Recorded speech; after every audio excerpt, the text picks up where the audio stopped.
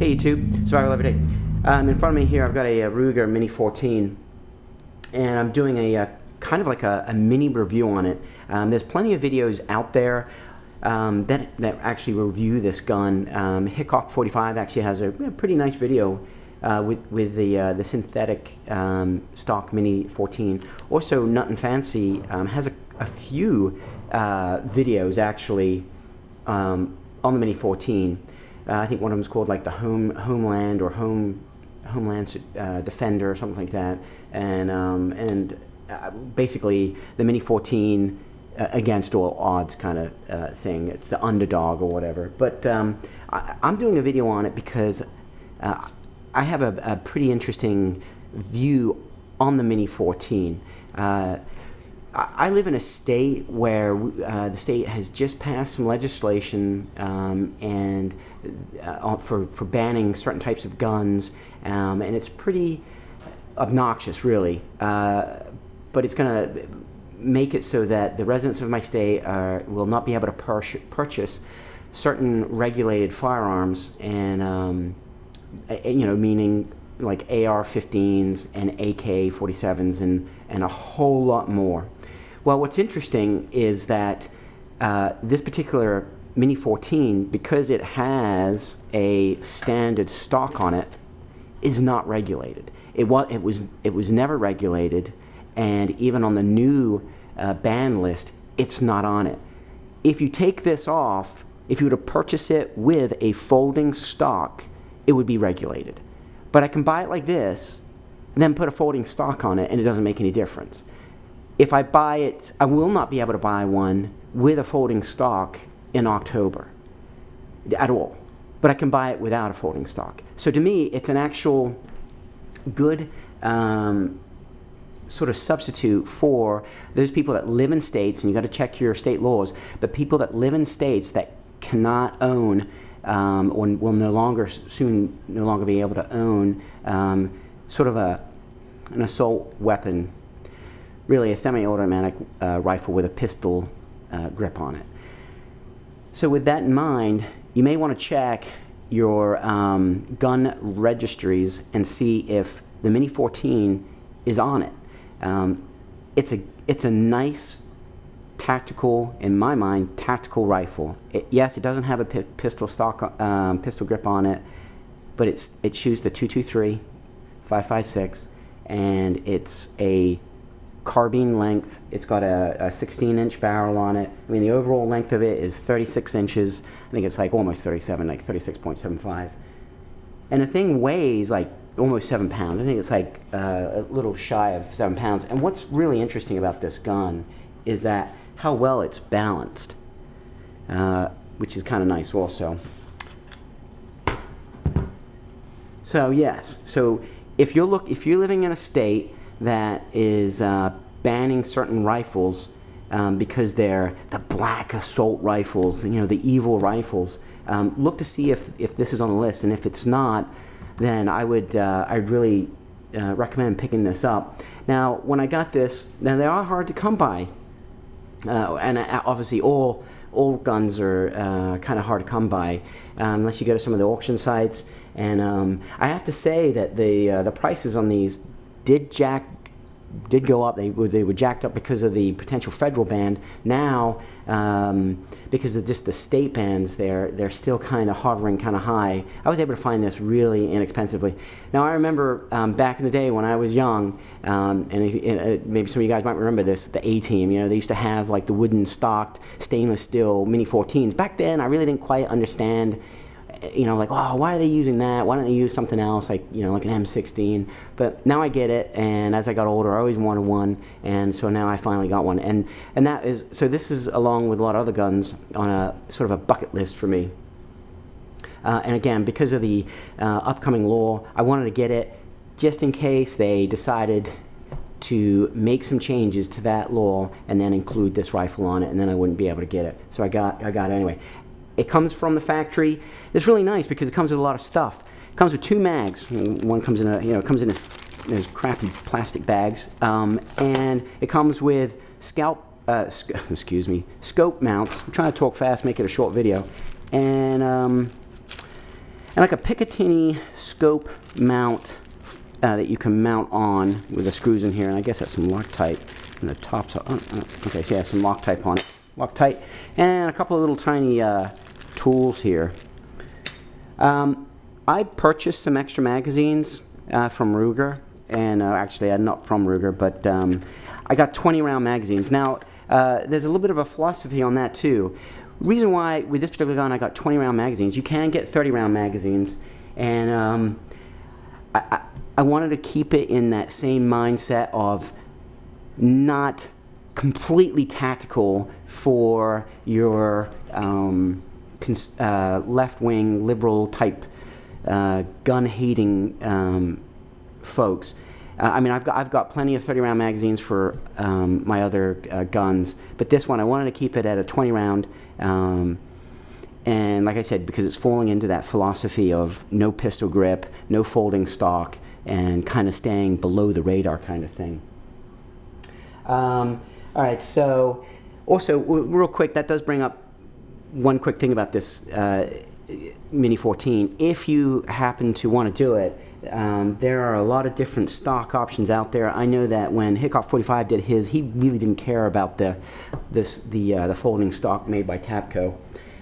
There's a kind of a nice stock out there made by Advanced Technologies. There's an Archangel stock. I think it's called the Spotter stock or something like that, and it's a nice stock, and all you're doing is you're just taking off the barrel and the trigger group, and you're just popping it into this complete stock set, and it's actually really nice. So anyway, so there's other magazines out there for these made by Tapco, ProMag, and a couple other companies, and they're polymers. And I think it was Nothing Fancy said that he didn't care for them. I haven't tried any. I haven't even shot the gun. I just got it. But I will say something about the magazines from Ruger.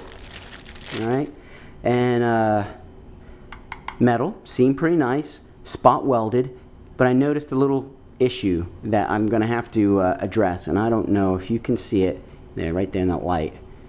You got some lips on the magazine when it was folded over, and I'm going to tell you, a couple of them are really sharp. I can see that you could cut your finger on that, and that's something I don't like. I'm going to have to either tap it down or file it down or something like that, and every one of them's like it. So Ruger, don't be cheap, man. Fix that. Make it a little bit more form-fitted. Otherwise, the gun is the trigger is phenomenal on it. I mean, it's a crisp the trigger. I mean, it really is crisp. I think it's got I don't know what the actual trigger pull is on it, but the pull length is like 13 inches on it. So real, the uptake on it is very crisp. All right, so real quick, the Mini 14, it comes in 3 different calibers. It comes the Mini 14, which is the 223, the Mini 30, which is the 7.62, and then also comes in a Mini 6.8. I don't know much about that, so I don't really want to go into those other calibers. The gun came out in 1974. It is a the receiver is it's like an investment cast. It's heat treated, and it's supposedly self-cleaning. What gun is self-cleaning? I don't know. That's what Ruger says it is. But anyway, so one of the issues that came that was with the Mini 14. Make sure I get this in shot here. Was the barrel. They had like this pencil barrel on it that made it a sort of not a very accurate rifle. It would oscillate as it was firing, and so your groups would be all over the place. So back in, I think it was 2007, maybe 2008 or something like that, they put a thicker barrel on it. A lot of people with the pencil barrels will put, they have this like little extension to hold the barrel in place. But anyway, so the new Mini 14 comes in 3 different models. It comes in a tactical like this, and basically the tactical, it has like a muzzle brake on it, synthetic stock. It also comes in a target version, and it has some sort of, I'm assuming on the end here, a weighted muzzle brake, or just some sort of weighted brake on there to keep the barrel from oscillating. I imagine. I don't know. I don't know enough about it. And then it comes in with the ranch rifle, which for those of you that live in a state that now say you can't have a muzzle brake, that ranch rifle would be a good option because it doesn't come with the muzzle brake. Again, you know, with the magazines, my state has gone to 10 rounds, which sucks ass. So I made sure I got plenty of the 20 rounders, and they are grandfathered in. Let me think of anything else. Oh, you know, there are. if you Google the Mini 14, there's an interesting picture of the Bermuda, I guess, Bermuda soldiers that actually utilize this and carry it as a sort of a duty weapon, I guess. And then, speaking of duty weapons, different law enforcement agencies actually did use these before the AR-15s started becoming popular as a patrol rifle. So you know, I mean, it's kind of tested in that sense. Anyway, so you have a very similar to a M1A or M14, even I maybe even say AK-47 mag release. You push up on it and out it pops, and in it goes. And you got to really make sure you get it in there. And I don't know if you can see it. Now this is a safety, and I actually like where it is. A lot of people do. You know, you really have to engage it to get it to. If I can even get it to engage here. Hold on.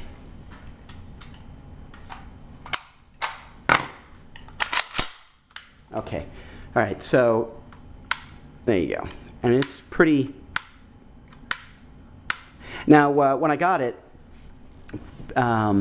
fresh from the factory, basically, I tell you, the slide was really hard. I mean, it was tight.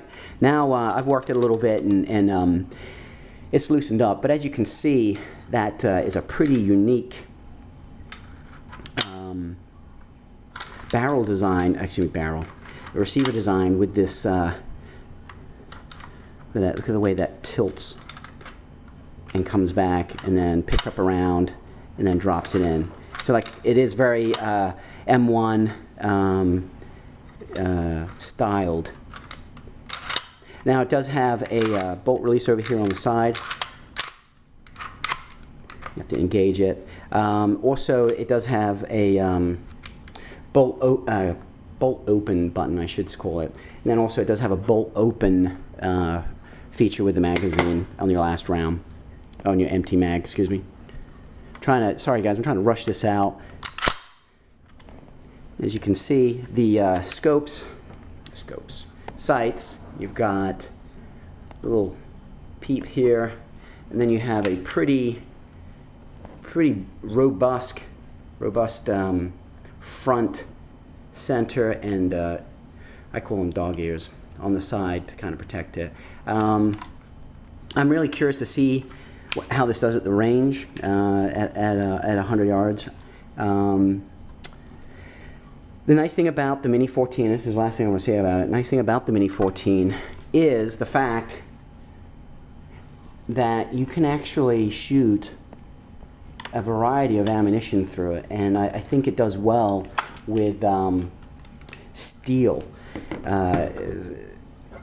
ammunition, steel cased, compared to like an AR-15, where, you know, some AR-15s are a little sensitive to the type of ammunition you put in it, where this not so much. Oh, and I forgot to mention, one of the biggest things with it is that it is a fixed piston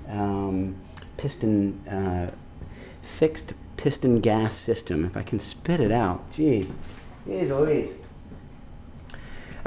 So what I did is ended up getting 6 magazines. I think that 6 magazines for any rifle is a good number. I mean, obviously you can have more, but I probably will get some 30-round magazines just for the fun of it. And I'm curious to see if the 30-round magazines have that same bite of a lip on it from Ruger. But I mean, they seem like they're pretty well made. I mean, other than that. Again, so with the gun, you get a top mounting rail with, which actually looks pretty nice. I mean, that's kind of nice that you get all these different things with it. I mean, you know, some rifles you just get the rifle, you don't get anything. And then I know there were some comments about the scope rings on here not being aluminum and being like steel, I guess. I don't know. And for this particular gun, I'm not going to put a scope on it. I'm not going to change it. I'm just going to keep it the way it is. And you know, obviously, you know, you do change your mind as things go along, but I like it just the way it is. Well, anyway, thanks for watching YouTube. Please post any comments and please subscribe.